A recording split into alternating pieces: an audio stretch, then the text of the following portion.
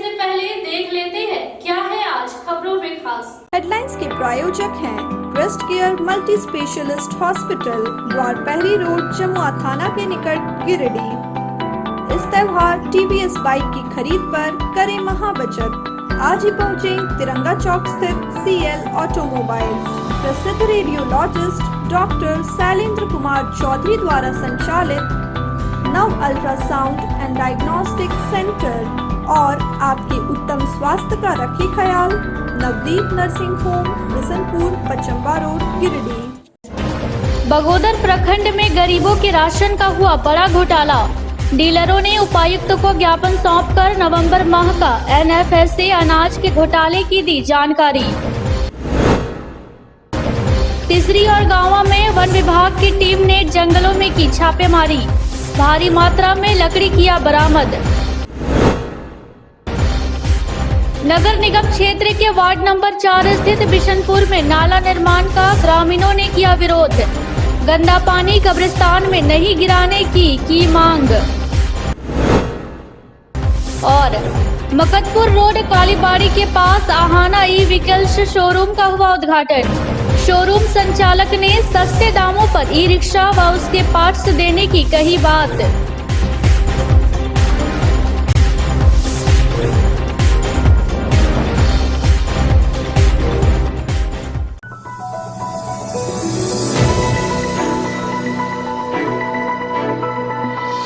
बगोदर प्रखंड में गरीबों के अनाज का एक बड़ा घोटाला सामने आया है।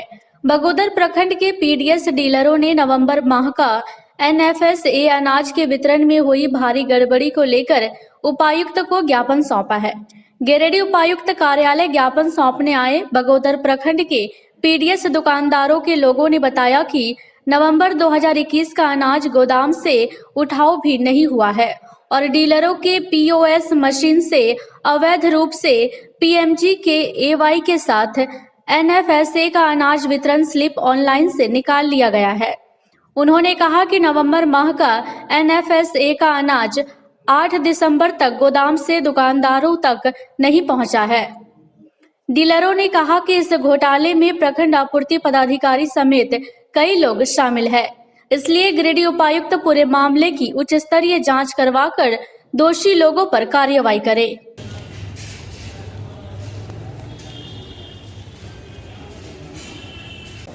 मैं मनोज कुमार साहू, ग्राम चौधरीबांध, प्रखंड बगोदर का निवासी हूँ। जैसा कि आप सभी जानते हैं कि बगोदर प्रखंड के जितने भी 135 डीलर थे, उसमें से 105 डीलरों ने नवंबर 2021 का प्रधानमंत्री गरीब कल्याण अन्न योजना का माल उठाया,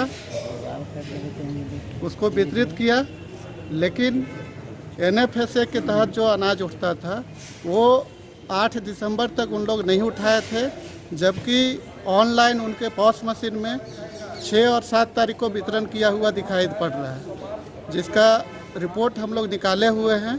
ऑनलाइन जो रिपोर्ट निकलता है वो निकाले हुए हैं और वो स्थानीय एसडीएम साहब और आज हम लोग डीसी साहब को भी उसका पूरा स्थिति ऑनलाइन का जो पेपर है वो जमा दिए हैं और जांच के लिए आग्रह किए हैं कि इस तरह से जो एमओ के सह पर सभी डीलरों के द्वारा जो काला बाजारी किया जा रहा है उसको जांच पड़ताल करते हुए दोषी एमओ एवं प्रखंड के जो दोषी पीडीएस दुकानदार हैं उन लोग के ऊपर जांच किया जाए और जांचों उपरांत बर्खास्त के लिए हम लोग आवेदन दिए हुए हैं। चौधरीबांध पंचायत के पंचायत प्रतिनिधि प्रेमचंद साहू, आज हम लोग एक आवेदन डीसी सर को दिए, जो कि यहाँ से चावल गोदाम से नहीं गया है, लेकिन सारा डीलर ऑनलाइन वितरण कर चुके हैं। यही लेकर आज हम लोग डीसी सर से मिले। डीसी सर आश्वासन दिए हैं कि दोषियों पर सख्त से सख्त कार्रवाई की जाएगी। मामला क्या है? मामला है सर कि राशन के लेकर है, गरीब तक अनाज पहुंचता नहीं है, लेकिन ऑनलाइन वितरण हो जाता है। मामला ये है सर। अभी तक यहाँ से नवंबर माह का चावल डीलर के घर तक पहुँचा ही नहीं है और डीलर ऑलरेडी बांट चुके हैं चावल। यही मामला है सर। और बहुत गरीबों का इससे क्या है कि सारा चावल को बेच दिया जाता है डीलर के द्वारा और ये भ्रष्ट एमओ के द्वारा। इसके लेकर सर हम लोग आज डीसी दिए हैं। डीसी सर को आवेदन दिए हैं। कौन सा पंचायत है वो? चौधरीबंद पंचायत से है, लेकिन पूरा प्रखंड की मामला है सर। बगोदर प्रखंड के सारे डीलरों के द्वारा ऐसा किया गया है। सिर्फ 20-25 डीलर जो हैं जो ऐसा नहीं किए हैं, लेकिन सारे डीलर ऐसे किए हुए हैं। Thank you.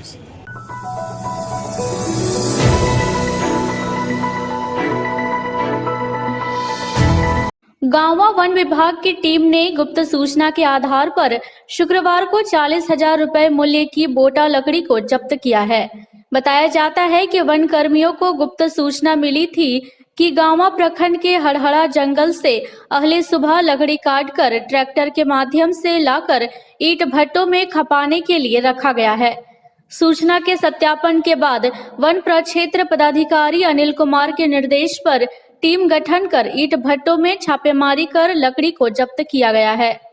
इस संबंध में वनरक्षी पवन चौधरी ने कहा कि मामले में ईंट भट्टा संचालक पर प्राथमिकी दर्ज कर कार्रवाई की जा रही है। मौके पर वनरक्षी राजेंद्र कुमार, सुनील हेम्ब्रम व बद्री यादव उपस्थित थे।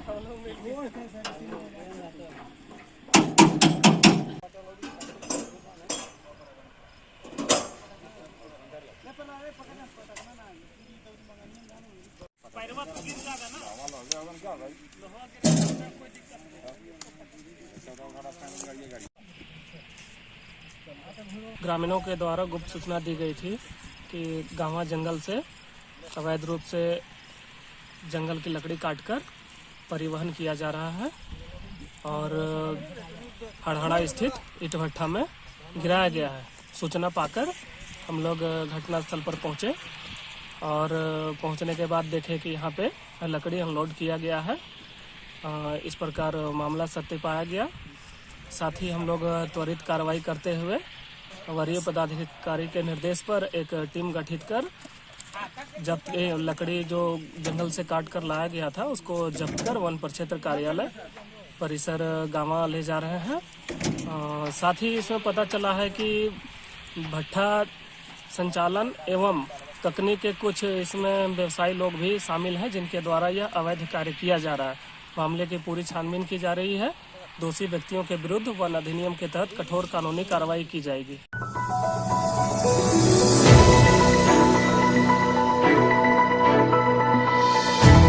गिरिडीह नगर निगम क्षेत्र के वार्ड नंबर 4 स्थित बिशनपुर में नवनिर्मित नाला निर्माण का ग्रामीणों ने विरोध किया है। ग्रामीणों ने कहा कि नवनिर्मित नाली से निकलने वाला गंदा पानी कब्रिस्तान में जमा हो जाएगा और कब्रिस्तान जाने वाले लोगों को इससे भारी परेशानियों का सामना करना पड़ेगा। इसलिए जब तक पानी निकासी की व्यवस्था नहीं हो जाती तब तक नाला का काम बंद किया जाए। ग्रामीणों ने बताया कि नवनिर्मित नाला पचम्बा की ओर से आ रहा है और इसमें सभी घरों का गंदा पानी बहता है। गंदा पानी के कारण बिशनपुर में कुएं का पानी भी खराब हो गया है, जिस कारण स्थानीय लोगों को काफी परेशानी हो रही है। उन्होंने नगर निगम से पुनर्विचार कर नाला निर्माण का कार्य को आगे बढ़ाने की मांग की है। मौके पर वार्ड पार्षद मुर्तजा उर्फ पप्पू, हारून रशीद, मोहम्मद हबीबुल्लाह, मोहम्मद आफ्ताब, मोहम्मद हजार समेत काफी संख्या में ग्रामीण मौजूद थे। हम गरीब आदमी हैं। नहीं गलत उल्टा बनेगा। नहीं, आप नदी का पानी ले जाइएगा उधर उल्टा पानी लगेगा या तो फिर वो नाली पूरा लाइए और उसमें मिलाइए। खाना सामने वाला जो है पहले ही नाली बनाइए यहाँ पर जो काम यहाँ नहीं होगा। पहले निकासी आप पूरा कीजिए। निकासी अभी पूरा पानी कब्रिस्तान में हम लोग का जमीन में जा रहा।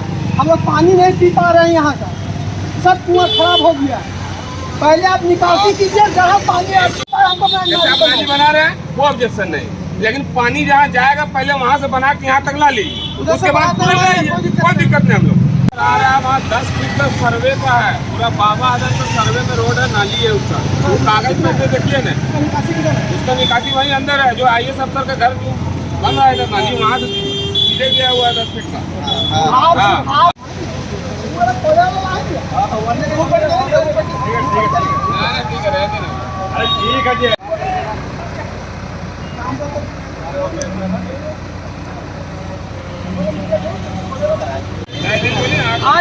आज से 10 दिन पहले नाली का काम करना चालू किया था, तो जाकर के हम लोग उस दिन रुकवाए थे कि पानी का जो भी निकासी है, जो पहले का जो यहाँ का समस्या यहाँ का चल रहा है, जो बिशनपुर का लोग यहाँ सब बीमारी से ग्रसित हो गया है। इस निकासी को पहले आप निकाल लीजिए, जो पानी मेरा पहले जो फंसा हुआ है जिसके कारण सब परेशान है यहाँ पर, वो पहले आप निकाल लीजिए, उसके बाद ये नाली आप ले आइए। और इससे पहले भी बताए थे कि जहाँ से वो नाली आने का बात चल रहा है, वो नाली वहाँ उसी के बगल में 70 साल से जो नाली चल रहा है, जो 20 फीट का नाला है, वो नाला से क्यों इधर लाया जा रहा है पानी? के हिसाब से, मोहल्ला के हिसाब से जो नाली उधर से आ रही इधर, ये नाली अभी यहाँ नहीं बनने देंगे हम। इसका कारण है कि पहले इसका जो निकासी है वो हम लोग को पहले उधर से बनवा दें, इधर उधर से यहाँ तक आ जाएगा नाली बन के, उसके बाद जहाँ का नाली ला के मिलाना है इसमें मिला दें। उसका कारण है कि अभी हम लोग का जितना भी घर इधर बना हुआ है, टोटल ही नाली का पानी हम लोग के घर में जाता है। टोटल कुआं करीब 5-6 कुआं है, कब्रिस्तान है, चापानल सब खराब हो चुका है। आदमी जहाँ तहाँ से पानी ला के पी रहा है। और ये जो नाली लाने की बात है, वो जहाँ से आ रहा है नाली, वो नाला के बगल से 10 फीट सर्वे का रोड है, सर्वे का नाला है उसमें, और वो नाला उल्टा इधर ला रहे।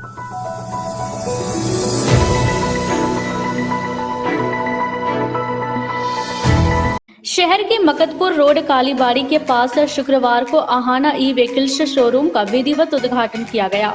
शोरूम का उद्घाटन अशोक पांड्या के द्वारा फीता खींचकर किया गया। बताया गया कि इस शोरूम में ई रिक्शा, ई लोडर, ई स्कूटर और स्पेयर पार्ट्स उपलब्ध रहेगा। इसके साथ ही शहर के पुराना पुल के पास वर्कशॉप भी खोला गया है, ताकि लोगों को किसी प्रकार की समस्या ना हो।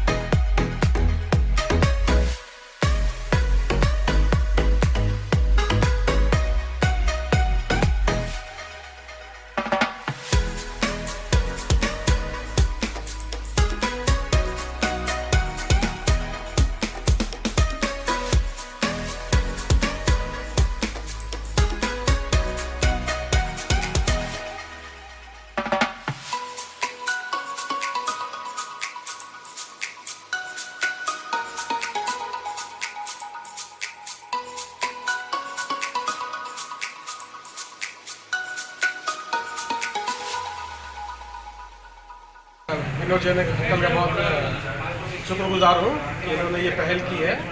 इन्होंने ये दिल्ली में ई व्हीकल्स का शोरूम खोला है। ये ई व्हीकल्स का शोरूम हमारे हिंदुस्तान से पोल्यूशन हटाने की बहुत अच्छी पहल है।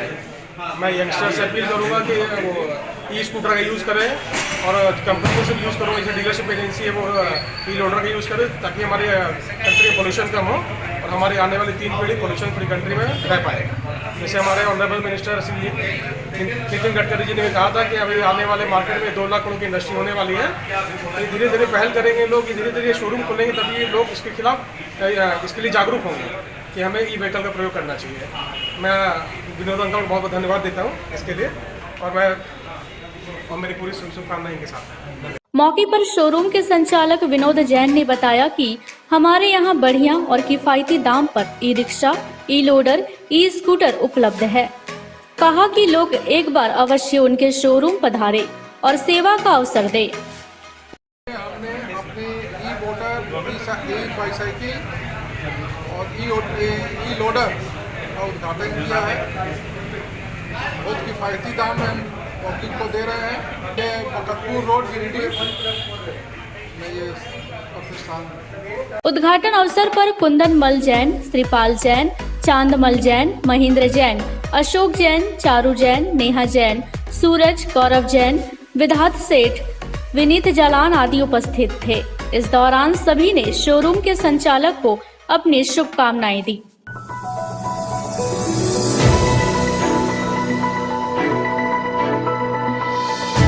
मुफस्सिल थाना क्षेत्र के सीओडी चंद्रवंशी नगर में शुक्रवार की सुबह सिरसिया निवासी लखन दास का शव एक दुकान के सामने पाया गया। मृतक लखन दास अत्यधिक शराब का सेवन करता था। बताया गया कि कल शाम से ही वह शराब के नशे में सड़क के किनारे पड़ा हुआ था। सुबह उसकी मौत हो चुकी थी। ग्रामीणों की सूचना पर मुफस्सिल थाना के एएसआई प्रमोद प्रसाद, अनिल उराव, स्थानीय वार्ड पार्षद अशोक राम, सामाजिक कार्यकर्ता सुशील शर्मा मौके पर पहुंचकर शव को पोस्टमार्टम के लिए गिरिडीह सदर अस्पताल भेज दिया है।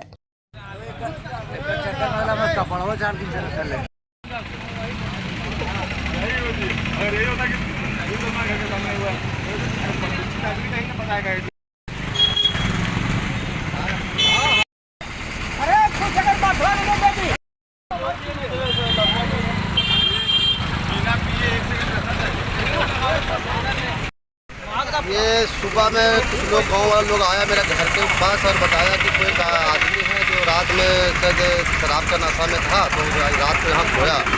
उसके बाद इसका मृत्यु हो गया सुबह में। हम तत्काल तुरंत जब यहाँ पहुँचे स्पॉट पर तो देखे कि कोई सुखदेव दास नामक व्यक्ति है। पता लगाने पर पता चला कि सिरसिया निवासी है। तो इसके परिवार में कुछ लोग था, उनको खबर किया गया कि पहले पहचान करो कि तुम्हारे आस पड़ोस का है। तो देखने के बाद बोला कि हाँ हम लोग को रिलेशन में चाचा लगते हैं। तो ऐसा हुआ तो हम बोले कि जब जानते थे कि स्थिति इस तरह से इसको क्यों निकलने देता था, तो रात भर क्यों नहीं इसको खोजबीन किया। बोले नहीं, रात भर खोजबीन तो किए लेकिन पता नहीं चला कि कभी किधर चला जाता है।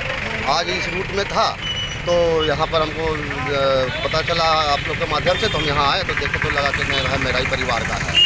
तो हम लोग पूछा उससे कि कैसा किसी पर कोई शक लगता है क्या। बोला नहीं ऐसा कुछ नहीं लगता है, बार बार ऐसा होता था। इससे पहले भी तबीयत का खराब हुआ था, लोग मना करते थे, लेकिन रात में निकला है कहीं शराब पी के रात में यहाँ पर सो गया। स्थानीय निरीक्षण करने के बाद पता चला कि हाँ कल शाम कोई आया था शराब के नशा में और नशा की हालत में यहाँ पर सोया। तो हम लोग नशा फट के उठ जाएगा, लेकिन उठा नहीं, उसके बाद इसका मृत्यु हो गया। तत्कालिक हम लोग प्रशासन को खबर किए, प्रशासन वहाँ पहुँची, प्रशासन इसका छानबीन के लिए पोस्टमार्टम के लिए भेज दिया है। और ऐसा प्रतीत होता है कि अपने नशे के हालत में ही रात में सो गया और सोने के दरमियान में ऐसा मृत्यु हो गया।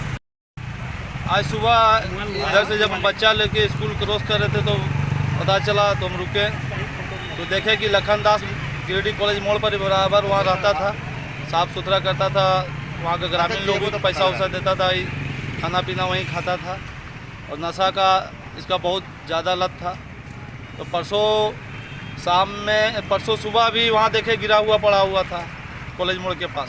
आज सुबह भी देखे यहाँ गिरा हुआ, तो इसका घर वाला को जाके हमने खबर किया। उसके बाद प्रशासन को खबर, प्रमोद बाबू खबर किए हैं, एसआई अनिल उराव जी को खबर किए, तो उसका घर वाला भी आया और प्रशासन भी आया है। उसके बाद यहाँ से लाश को उठवा के प्रशासन ने सदर हॉस्पिटल भिजवा दी है।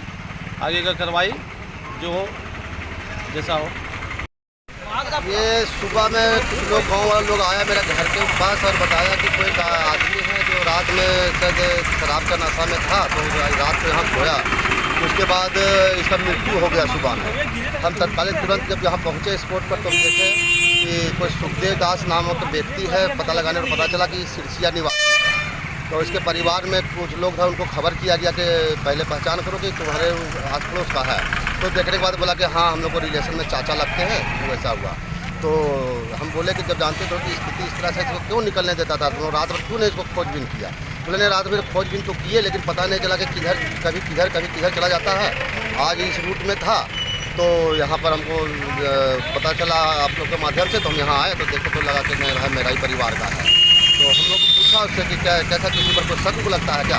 बोला नहीं ऐसा कुछ नहीं लगता है, बार बार ऐसा होता था। इससे पहले भी तबीयत का खराब हुआ था, लोग मना करते थे, लेकिन रात में निकला है कहीं शराब पी के रात में यहाँ पर सो गया। स्थानीय निरीक्षण करने के बाद पता चला कि हाँ कल शाम कोई आया था शराब के नशा में और नशा की हालत में यहाँ पर सोया। तो हम लोग नशा फट के उठ जाएगा, लेकिन उठा नहीं, उसके बाद इसका मृत्यु हो गया। तत्कालिक हम लोग प्रशासन को खबर किए, प्रशासन वहाँ पहुँची, प्रशासन इसका छानबीन के लिए पोस्टमार्टम के लिए भेज दिया है। और ऐसा प्रतीत होता है कि अपने नशे के हालत में ही रात में सो गया और सोने के दरमियान में ऐसा मृत्यु हो गया।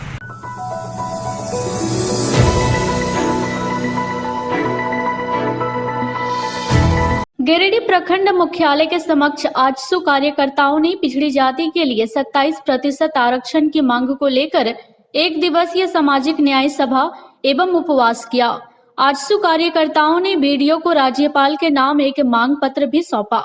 इस दौरान आजसू नेताओं ने कहा कि धरना के माध्यम से झारखंड राज्य के सरकारी, गैर सरकारी नौकरियों तथा शैक्षणिक संस्थाओं में पिछड़ी जातियों को राष्ट्रीय मानक के आधार पर आरक्षण देने सहित राज्य में जातिगत जनगणना, मनरेगा मजदूरी भुगतान में जाति आधारित भेदभाव रोके जाने समेत अन्य मुद्दों को लेकर पार्टी ने धरना दिया है।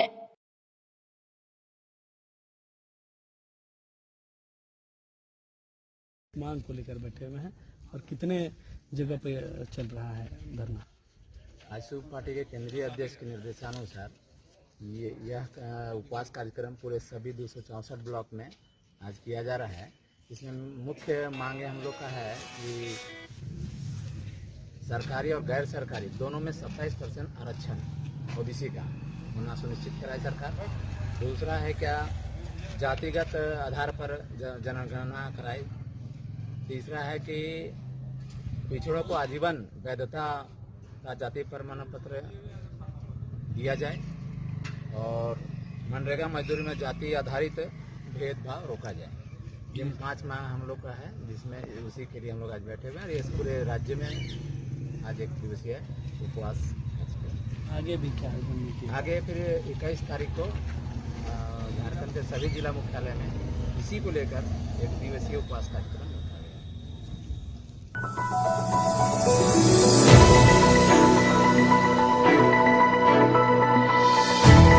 तीसरी थाना अंतर्गत बेलवाना पंचायत के कर्णपुरा गांव में नाबालिग जोड़े की शादी को चाइल्ड लाइन की टीम ने गुरुवार की रात पुलिस के सहयोग से रुकवा दिया। बताया गया कि इस शादी की खबर किसी ने चाइल्ड लाइन टीम को दी थी, जिसके बाद चाइल्ड लाइन की टीम ने तीसरी पुलिस और लोकाई पुलिस की मदद से कर्णपुरा गांव पहुंचकर हल्दी की रस्म के बीच ही शादी को रुकवा दिया।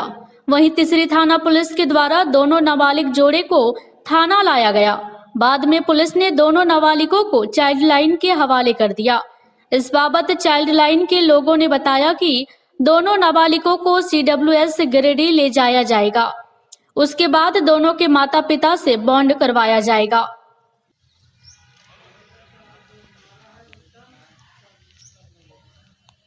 दस 98 पर सूचना किया गया था कि जो गोलगो पंचायत के वहाँ के बगल में कर्णपुरा गांव है, वहाँ 2 लड़की का शादी हो रहा है और उसी सूचना के आधार पर चाइल्ड लाइन की टीम सभी सदस्य ने हम लोग वहाँ गांव गए और गांव में देखा कि वहाँ डीजे बज रहा है, लोग सब जुटे हुए हैं, शादी की तैयारी चल रहा है और हम लोगों ने उसको समझाया गांव वाले को कि भाई तुम लोग अपनी शादी नहीं करो, अभी कम उम्र है। लेकिन लोग नहीं माने, लोग नहीं समझे कि नहीं हम लोग शादी करवे करेंगे।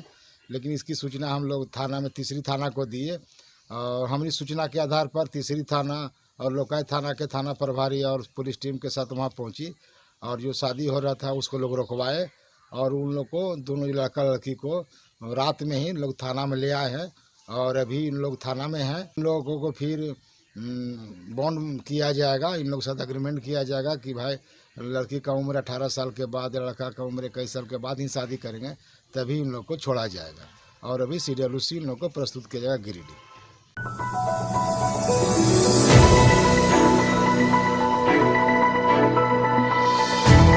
तीसरी प्रखंड में बर्नवाल धर्मशाला में GMM प्रखंड अध्यक्ष का चुनाव करवाया गया। चुनाव पर्यवेक्षक के रूप में जिला अध्यक्ष संजय सिंह व पूर्व विधायक निजामुद्दीन अंसारी उपस्थित थे।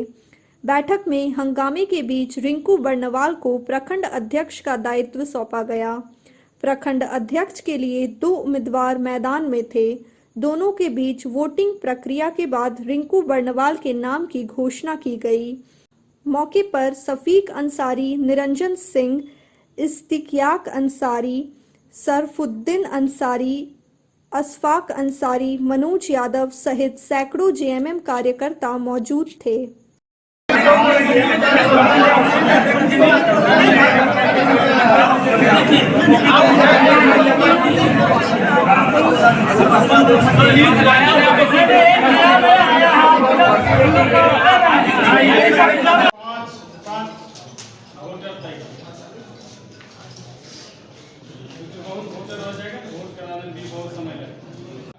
कमेटी का गठन करेंगे, वो भी पूर्ण रूपेण नहीं करेंगे। 4, 5, 6 जो भी पदाधिकारी होंगे, सिर्फ पदाधिकारी का चुनाव है। बाकी अगले बैठक में लोग विस्तार कर लेंगे, वो प्रखंड अध्यक्ष सचिव हो जाएंगे तो वो लोग भी बैठक बुला के विस्तार कर सकते हैं। हमीद अंसारी,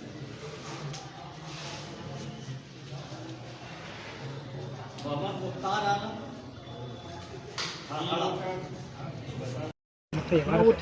कमेटी पुनर्गठन के लिए और हमारे 15 पंचायत में लगभग सभी कार्यकर्ताओं ने आज भाग लिया इस बैठक में। और जो ये चुनाव हुआ, चुनाव में मुझे जीत मिली, ये अच्छी हुई, जीत तो अच्छी हुई है, लेकिन मैं नहीं चाह रहा था ये चुनाव हो। आदमी सर्वसम्मति से अध्यक्ष बना ही ज़्यादा अच्छा था और मैं आगे से कार्यकर्ताओं के साथ हूँ और जब भी मुझे ज़रूरत पड़ेगी, जब भी मुझसे कार्यकर्ताओं को ज़रूरत पड़ेगा, मैं 24 घंटा इसके लिए तैयार हूँ। चाहे दिन हो या रात हो, कभी भी किसी तरह का कोई ज़रूरत हो, हम कार्यकर्ताओं के साथ हैं।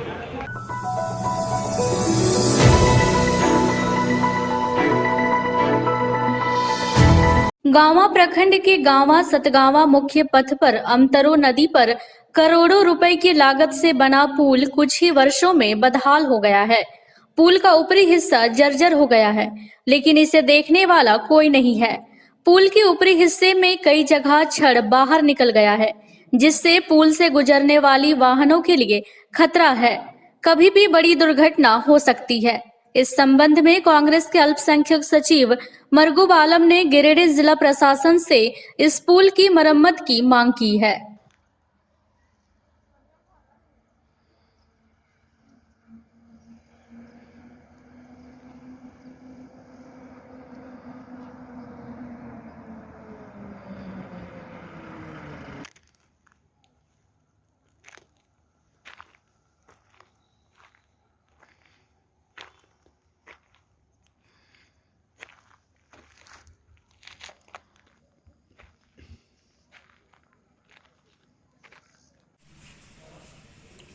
कई एक दिनों से मैं देख रहा हूँ कि अभी कुछ दिन पूर्व ही काम हुआ है। गांवा सतगांवा मुख्य मार्ग, ये NH भी है देवघर गया, तो ये एक आप कह सकते हैं कि टूरिस्ट प्लेस को जोड़ता है, देवघर से गया था। और इस रास्ते में जो है रोड का निर्माण हुआ, पुल पुलिया का निर्माण हुआ, लगभग 2 साल हुए। लेकिन इसी बीच आप देखेंगे कि पिछले वर्ष भी मैंने आवाज उठाया था मीडिया के माध्यम से, प्रेस भाइयों के, प्रेस के मित्रों के माध्यम से, कि जिला प्रशासन इसमें अविलंब कार्रवाई करे, क्योंकि जो भी पुलिया का काम हुआ है उस पुलिया में ऊपरी तह का सीमेंट वो हट गया है और रॉड जो है वो ऊपरी तह पर आ गया है। अब देखिए, ये रॉड ऊपरी सतह पर आने के कारण अभी कोई भी गाड़ी जो है दुर्घटनाग्रस्त हो सकता है। जो उस रास्ते से आवागमन जो भी करते हैं वो दुर्घटनाग्रस्त हो सकते हैं। ये साफ तौर पर मतलब एक तरह से दुर्घटना को जो है दावत दे रहा है ये पुलिया और पुल। जो हालत अभी है, जिस तरीके से पुल अभी क्षतिग्रस्त है, ऊपर रॉड निकल गया है, रॉड पे अगर गाड़ी गया तो वो सीधा गाड़ी पुल के नीचे जाएगा, दुर्घटनाग्रस्त होकर टायर फट जाएगा और गाड़ी नीचे चला जाएगा। इसलिए मैं यह जिला प्रशासन से, रोड डिवीजन से मांग करूंगा कि आप तुरंत अविलंब जो है इसका मेंटेनेंस का कार्य जिसके पास भी हो उसके पास कहकर और इसको तुरंत करवाएं, और नहीं तो अन्यथा हम लोग रोड जो है वो रोड पर जाएंगे और वहां पर जो है लाल झंडा बांधकर और इंडिकेट करने का काम करेंगे कि ये आप इधर से नहीं, आप इधर से जाएं।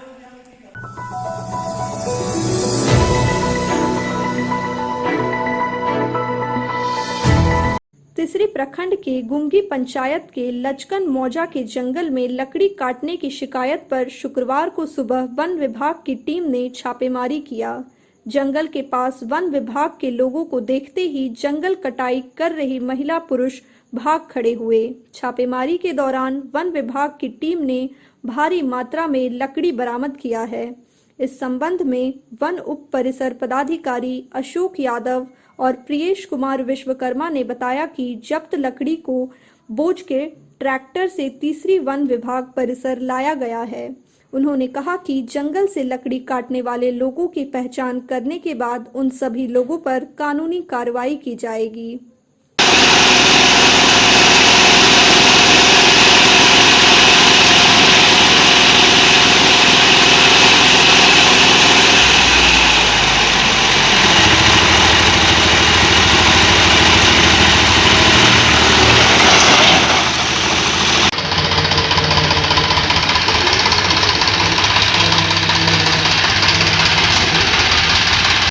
तो लाइए रहे ट्रैक्टर भी जब का मतलब नहीं ट्रैक्टर तो ये करके आइए थोड़ा इधर ये टांगी उठा के रख दीजिए ना।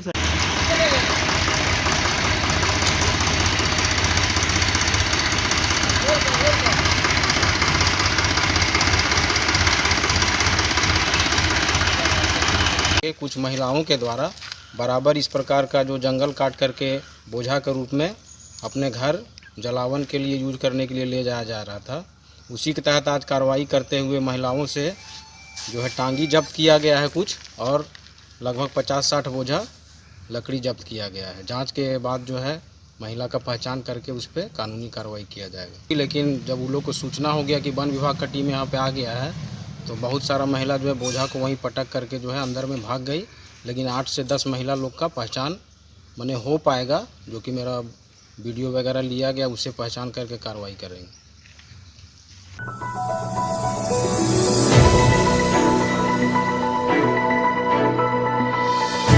खबरों में इतना ही। कल फिर मिलेंगे अगले बुलेटिन में।